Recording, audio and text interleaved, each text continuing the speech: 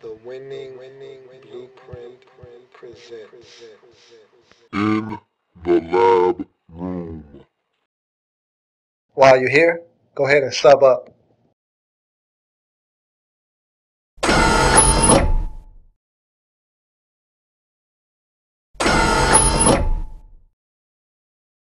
Welcome. You are in the lab room. I'm your host, Lou. Thank you for joining me. And today we find out what's new in Miami.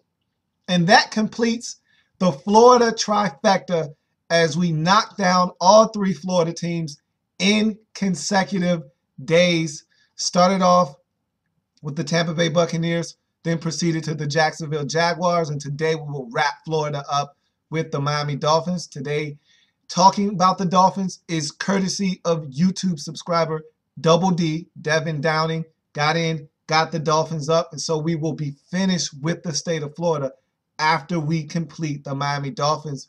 And so we'll talk Dolphins football, talk about what's new other than the logo and the jerseys in Miami. And in order to go and talk about what's new in Miami, of course, we got to get rid of the old in Miami. And they got rid of some stuff this offseason, and they're really trying to build this thing into a winner in Miami. And they weren't playing this offseason. And so we'll get into that here in a second. Before we do, if you want your team, or any team for that matter, to be next here on this segment, What's New In, simply leave a comment. Be the first. Of course, that's the key. Always be the first to leave a comment at the bottom of this video stating next and the team that you want to see next. So without any further ado, let's get into what's new in Miami by getting rid of the old. So we're going out with the old with the Miami Dolphins.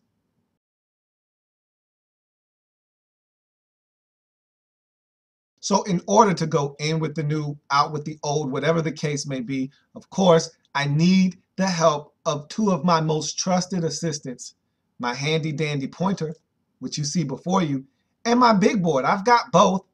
So there's nothing stopping me from diving deep into the Miami Dolphins, and we'll start with out with the old in Miami. And I've taken a special interest in the Miami Dolphins. I did a series on the 5 rookie quarterbacks that were drafted in the first round or that made an impact last season in the National Football League. And of course, Ryan Tannehill was on that list. And so I watched the Dolphins games a little bit more closely because of that. And also, they did the Hard Knock series last year in Miami. And so there was also a special interest there. So I'm a guy that keeps my eye fairly close to what's going on in Miami, and so I have some intimate knowledge. Not that I don't have it on every team in the National Football League, but I have been paying somewhat closer attention to Miami than other teams around the league. So let's go out with the old in Miami, and you start with Reginald Bush, running back that came in and had a 1,000-yard season 2 years ago, was looking to really be a focal point of this offense. He talked about wanting to lead the league in rushing, and Reggie did not even eclipse 1,000 yards. He got close, but he wasn't able to do it for a second consecutive season. But I think the message here was, if you watched Hard Knocks, there were several guys that were veterans on this team that felt the need to speak up and say things. And I'm not sure if that had anything to do with these guys not ending up on the roster. But if you remember the show, if you watched it, Reggie Bush, Jake Long, and Carlos Dansby had assembled a group of veterans that felt like they were the voice for the team. And if you look on the list, none of these guys are back in Miami. So, look, you could argue that the play on the field justified these guys not being back, and you probably won't get an argument out of me. However, I think that did have something to do with it, that these guys were so outspoken. And this is a first-time head coach. It's not like you got a Bill Parcells or you got a coach that has been in this league like a Tom Coughlin for a long time now. He's got his feet wet. He knows exactly how to run a franchise. And so you don't have to worry about it. We're talking about a first-time head coach in Joe Philbin. And so you don't want anybody ruffling the feathers. You don't want any problems. You don't want any guys speaking out against the coaching staff and how he's trying to do things. And so I think that had somewhat to do with some of these guys not being back on this list, but Reggie Bush was not as productive in 2012 as you wanted him to be. And so he's out of the door. I actually was a big Reggie Bush proponent. I thought he was a guy that if you put him in the right situations, I didn't think the Dolphins put him in enough situations out in space where this guy is dangerous. On swing screens, on regular screens, on slants, on drags, just anything to isolate this guy with a one-on-one matchup with a defender out in space. I just didn't think they utilized Reggie Bush the way he's probably going to be used in Detroit, where he is now, but it doesn't matter. At the end of the day, the writing was on the wall. Dolphins had already drafted the guy that they thought was going to be the heir apparent to the running back position in Lamar Miller. You had Daniel Thomas already on the roster. So the writing was on the wall. Reggie was on borrowed time. He got into Joe Philbin's doghouse, so to speak, because he fumbled the football a couple of times. And so you knew Reggie was going to be gone at the end of the season. So it's no surprise Reggie Bush is now in Detroit. You look at wide receiver Marlon Moore, guy that can run, but this wide receiving corps outside of Devon Best and Brian Hartline was non-existent.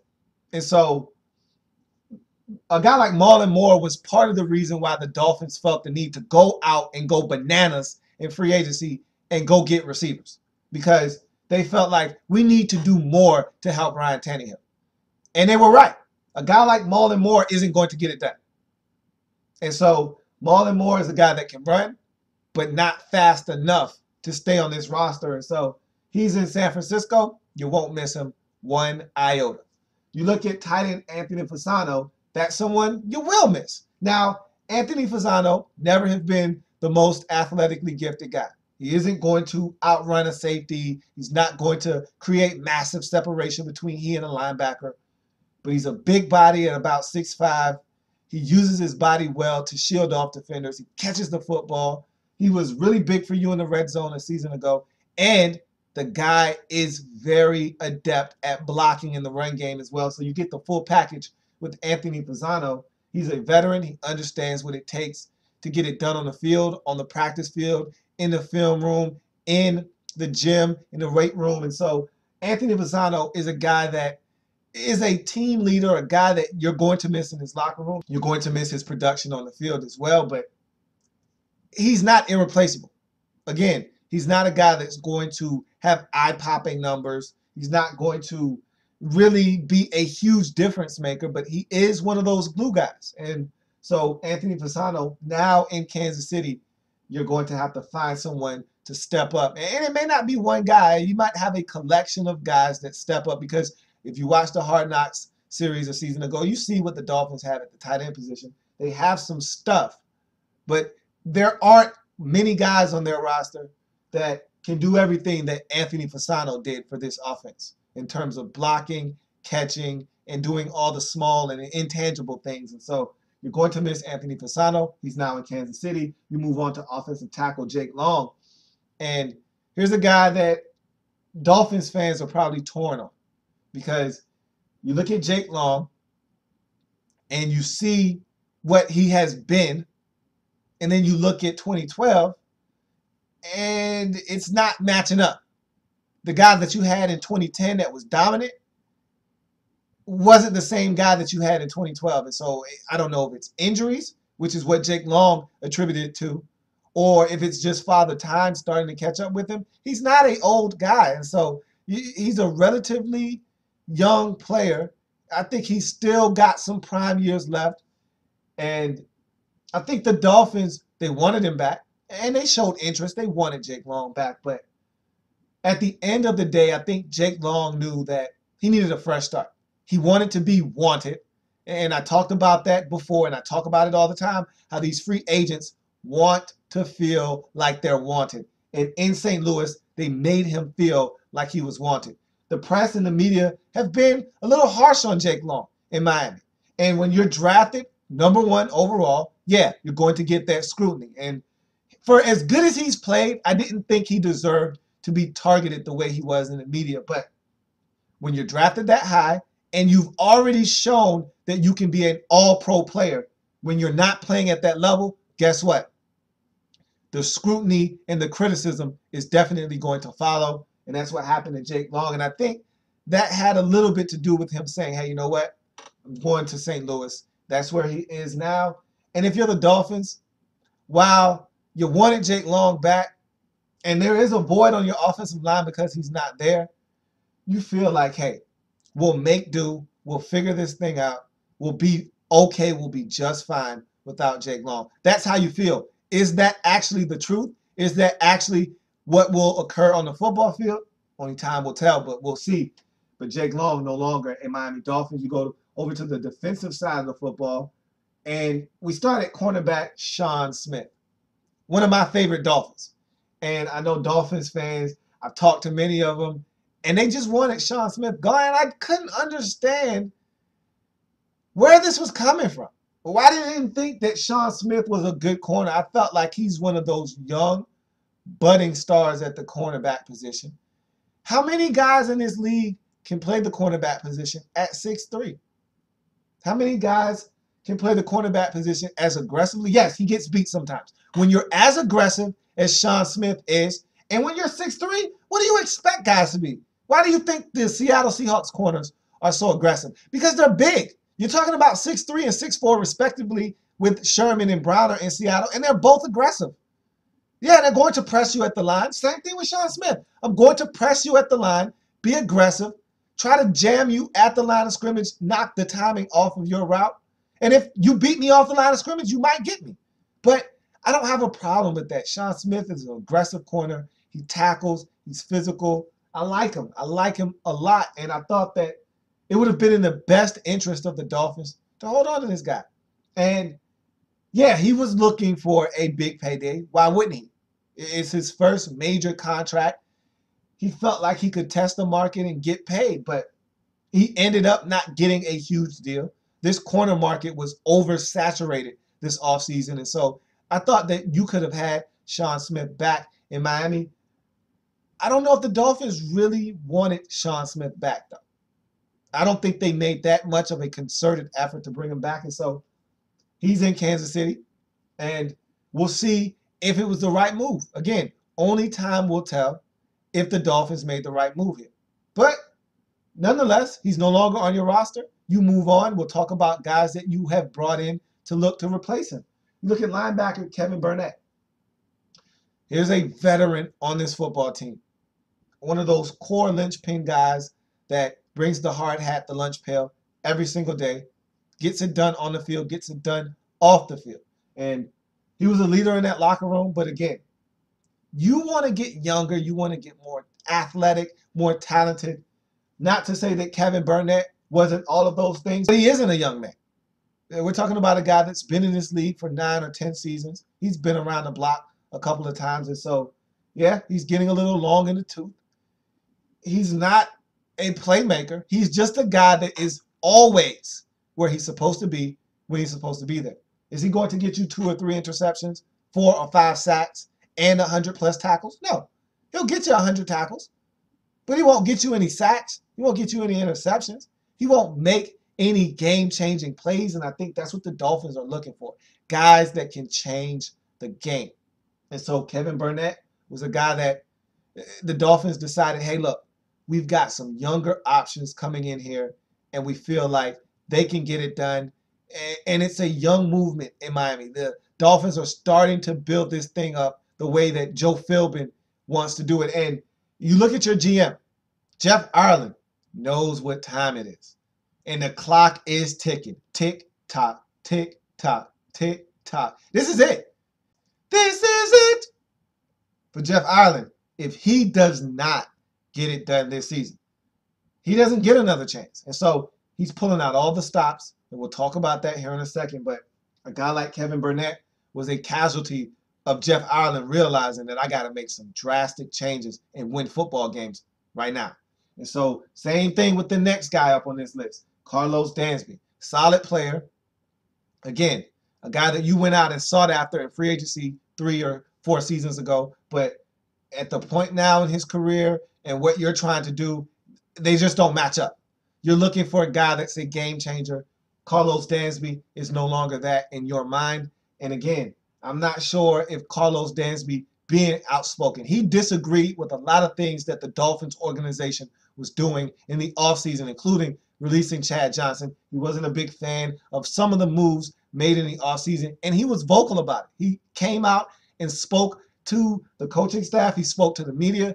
And I don't think Joe Philbin and the Dolphins brass were too happy about that. And so I think you can attribute a little bit of his release to that, as well as the fact that, hey, we're going in a different direction. We've got some guys coming in here that we feel can really upgrade the linebacker position. It was probably more of that than the latter, but it doesn't matter. At the end of the day, Carlos Dansby is no longer on your football team. He went on home to Arizona.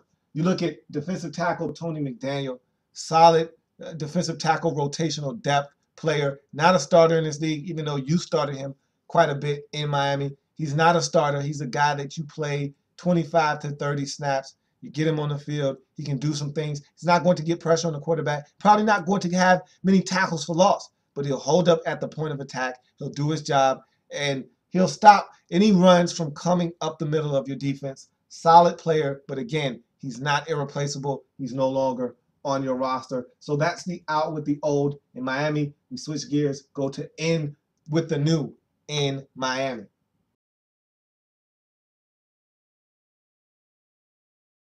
Big changes here in with the new with the Dolphins. You look at wide receiver Mike Wallace, and that was the big catch in the offseason for the Dolphins. That was the number one priority.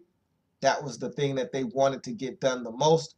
And they were willing to outbid just about anybody that came calling. It came out later on that Mike Wallace could have actually made more money elsewhere, but he didn't want to do that. He wanted to go to Miami. He wanted to play for the Dolphins. And so this is a big move for the Dolphins because you get a guy that can run, flat out speed burner. And not many guys are faster than Mike Wallace in this league. And so I think that Mike Wallace is a guy that can change the game in Miami. They're looking for a true, legit number one option. Mike Wallace feels like he is that guy. The Dolphins feel like he is that guy. And so we'll see if Mike Wallace, 60 Minutes, is that guy. I'm not totally sold on Mike Wallace as a true, legit number one option. Yeah, he can run and he can get by you and he can beat you deep. But I need to see more. I need to see the Mike Wallace that's not afraid to go over the middle. The Mike Wallace that, and Mike can catch a drag and take it 63 yards. Mike can catch a slant, split the defense, and go 57 yards. We've seen it. But I need to see the Mike Wallace that's catching the 15-yard dig route. The Mike Wallace that's catching the 12 back to 10 on the outbreaking route. I need to see Mike Wallace, the complete receiver, not the Mike Wallace that just runs the 9 route and gets deep and beats guys over the top. Yeah, we know you can take the top off of defense. Can you do all of the little things that separate the number ones from the number twos in this league? We will see because he is the guy in Miami, and it's a big pickup for the Miami Dolphins. You look at wide receiver Brandon Gibson. Here's a quiet acquisition at the back end of free agency. Not a lot of people talking about it, but I think can really help this Miami Dolphins team. And you've got a lot of receivers on this roster, but I think Brandon Gibson is a guy that can step in, and I thought he was just starting to blossom in St. Louis. They felt like they had a clone in St. Louis. They didn't need both of them, so they got rid of Brandon Gibson. So now he's on your football team, and I think this is a guy at 6'2", very long, fluid athlete that can catch the football. He's not going to burn any defenders. That's why you got Mike Wallace. He's not running by anyone. It's Brandon Gibson. But he's a guy that'll go in the middle. He'll do the dirty work. He'll catch the football. He can make things happen after the catch. I like Brandon Gibson. I like his progression as a football player. He's getting better. And I think the best is yet to come from Brandon Gibson. And now he's on your football team, which gives Ryan Tannehill another option to throw the football to. Love the move. Love the pickup of Brandon Gibson in free agency. You look at wide receiver Marvin McNutt. Here's a guy that got injured, was drafted by the Philadelphia Eagles in 2012 as a 6th-round selection out of Iowa. Tears his ACL in camp, doesn't play it down for the Philadelphia Eagles, is released. Now he's in Miami looking to show the Eagles that they gave up on him too soon. You always love guys with that chip on their shoulder. He feels like he has something to prove. And so Marvin McNutt is a big guy, big body, comes in. You can use all the wide receiver help you can get. And I think Marvin McNutt is a guy that's talented. Again, much like Brandon Gibson, not going to run by any defenders, not going to blow past anyone, but he uses his body well, can catch the football away from his frame, is a solid route runner. You're getting a guy that, if he comes back healthy from this ACL tear, can help you in the passing game. And so I think Marvin McNutt is a guy that can make this roster, and it wouldn't surprise me if he cracks this roster and does some things for you in 2013. You look at offensive tackle Tyson Clabo. Got this guy from the Atlanta Falcons. Falcons disregarded him. You picked him up. You're going to shine him up and see if you can stick him in as a starter on your offensive line. You lose a left tackle in Jake Long in the offseason. I don't know if you're going to switch over Jonathan Martin or not. I know you love Martin as a right tackle. I'm not sure if you love him as a left tackle. I'm not sure. And just because you're really good at the right tackle position doesn't mean you're going to make a great left tackle. I think that's a misconception in this league that a lot of teams and a lot of fans seem to think that, hey, if this guy is great at the right side, just move him over to the left side. I want to see. Brian Bulaga is making that switch in Green Bay. Want to see. We saw what Tyron Smith did in Dallas. He struggled at the left tackle position in 2012. So making that jump from the right side over to the left side, just because you were dominant on the right side, does not mean that you're going to make it on the left side. Does not mean it's going to just translate over. So I want to see if the Dolphins feel like Jonathan Martin is the answer at left tackle. If he is, then Clabo could be a guy that slides in at right tackle. If not, Clabo could be your starter at left tackle. We'll see. The Dolphins have options. We'll see how they decide to fill in that hole left by Jake Long. But Tyson Clabo, definitely an option at one of your tackle spots in 2013. So that's a key pickup for the Dolphins, who need depth along this offensive line. There's another guy that's going to provide you with some depth in offensive guard Lance Lewis, coming over from Chicago. He was playing really well until he tore that ACL, missed the final 4, 5, or 6 games of the season, and the Bears decided to go in a different direction. Lance Lewis now on your roster again. If he comes back from this all the way healthy, you're getting a really solid football player on the interior of your offensive line, a position that I think you could definitely use an upgrade at. And so I look for Lance Lewis, if healthy, to come in and start for you right away at one of your guard positions. You look at tight end Dustin Keller. There's a guy you've seen quite a bit over the years. He's a guy you got from the Jets. You've seen him twice a year for the last 4 seasons or so. He's been a solid target. Great in the passing game, can catch the football, can make some things happen after the catch. Is not the most ideal blocker in the run game. That's something he can work on, but that's not his strength. His main job is to get in there and catch passes, get open, give Ryan Tannehill a target to throw the football to at the tight end position, and that's exactly what Dustin Keller is going to come in and do for you. You know all too well what this guy can do. Now he's going to try to help the Dolphins win some football games in 2013. You look at cornerback Brent Grimes. There's a guy coming over from the Atlanta Falcons. Again, much like some of these other guys on this list, he's coming off of major surgery. Tore the ACL, missed a lot of time with the Falcons a season ago. Now he's looking to bounce back. Falcons kind of gave up on him. And he's got that chip on his shoulder, much like Marvin McNutt. So you're getting a guy highly motivated, coming back. A lot of people have discounted him, kind of written him off. He's 30.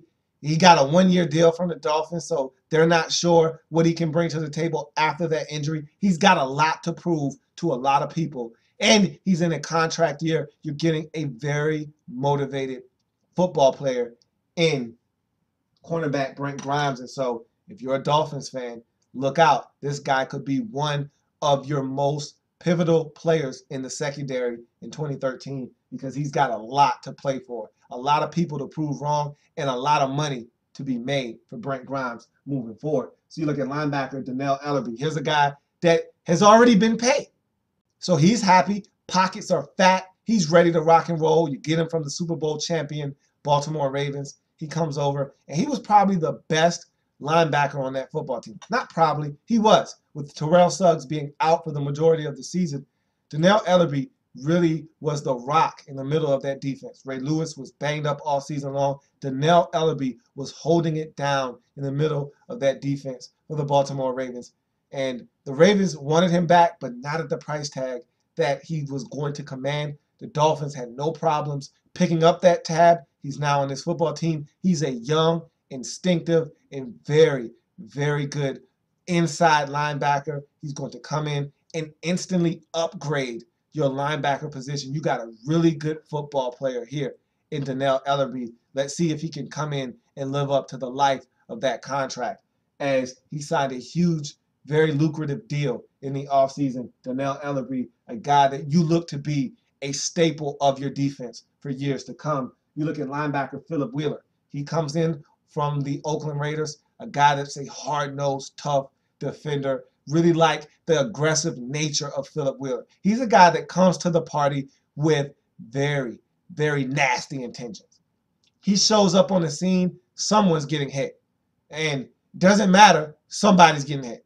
And you're going to see some dreads flying around, and you're going to see Philip Wheeler all over your screen. He's aggressive in whatever he does.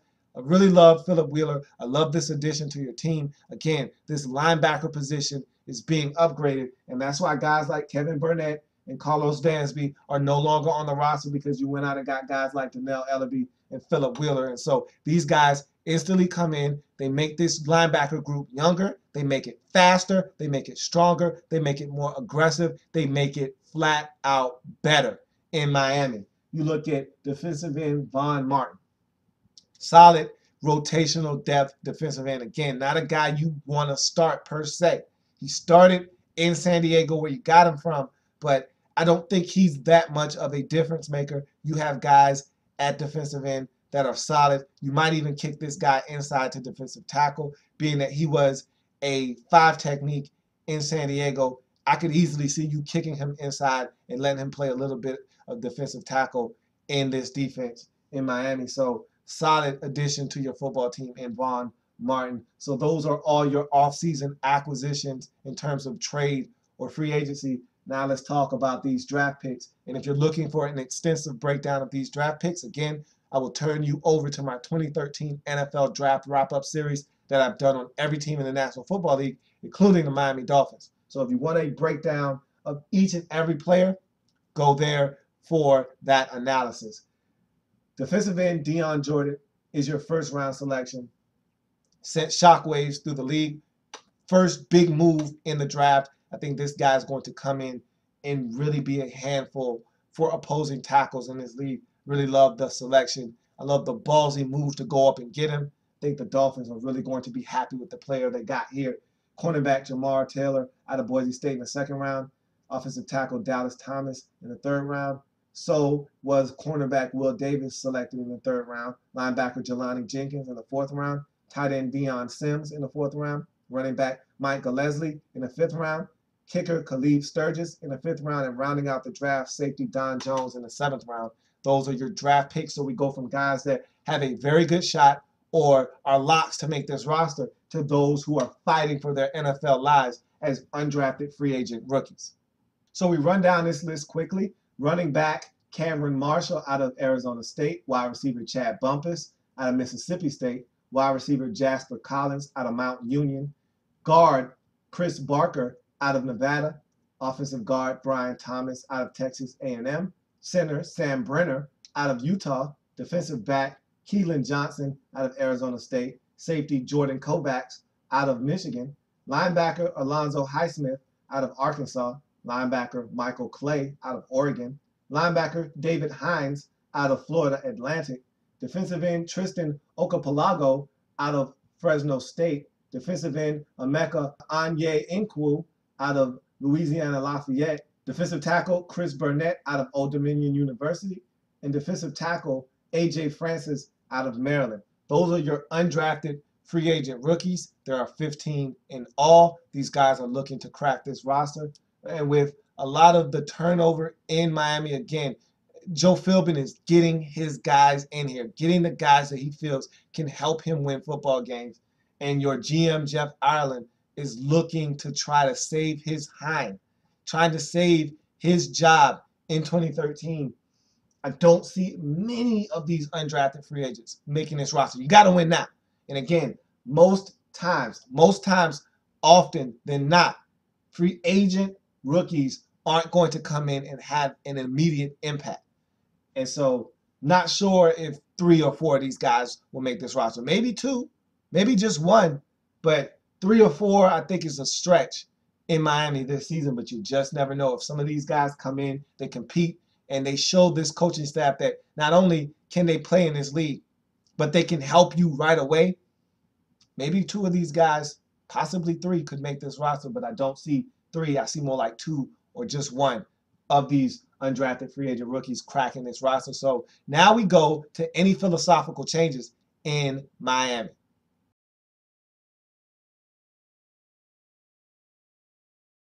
So you talk about philosophical changes with the Miami Dolphins, and there aren't many changes in terms of philosophy. You got the same head coach in Joe Philbin, same offensive coordinator in Mike Sherman, same defensive coordinator. And so nothing has changed from that standpoint. You've got all of the same things essentially in place. What the big difference here is for the Dolphins in 2013 versus 2012 is that you've got more talent on your roster. I didn't think that the Dolphins were talented enough to compete with the upper echelon teams in the AFC East, especially at the wide receiver position. I think they just upgraded this offense tremendously. And now Ryan Tannehill going into his second season, you kind of feel really comfortable about what you have in Ryan Tannehill. You were maybe a little skeptical going into the process. You felt like, hey, this could be the guy. We spent a first-round draft pick on him. And so you expected this guy to be good, but you weren't sure. You've seen flashes. You feel good about what you have. Now you want to see him take that next step. And you've surrounded him with all the weapons he could ask for. You've still got Hartline. You've got Mike Wallace. You've got Brandon Gibson. You've got Dustin Keller at the tight end position. You've got weapons. Charles Clay is still around as a hybrid tight end / fullback. So he's like an H-back coming out of the backfield. He can catch the football. You're looking for some things out of Ignu. So you've got guys that can make some plays here on this offense now. You're looking for Lamar Miller to step up at the running back position. He's a guy that you feel can take this running back position by storm and really give the Dolphins offense that punch in the arm that you're looking for. You're really looking for Daniel Thomas to step up. This is it. He was a restricted free agent this offseason, so he's back in Miami. But after this, he'll be unrestricted, and he'll be gone if he does not step up. I think that in Miami, he's been a little disappointing. If it's not him being late to a meeting, as we saw in Hard Knocks a season ago, it's him just not really being the force that you felt like he was going to be out of K-State. And so he has to step up in this offseason and get it done in 2013. I expect big things from him as well. So this offense now is looking to take that next step, because this wasn't a situation where Tannehill comes into the league and he's trying to learn new terminology and learn a new playbook. He had the same offensive coordinator, the same head coach in college, who is his offensive coordinator in Miami, and Mike Sherman. And so he knew word for word all the verbiage in the playbook. He knew everything.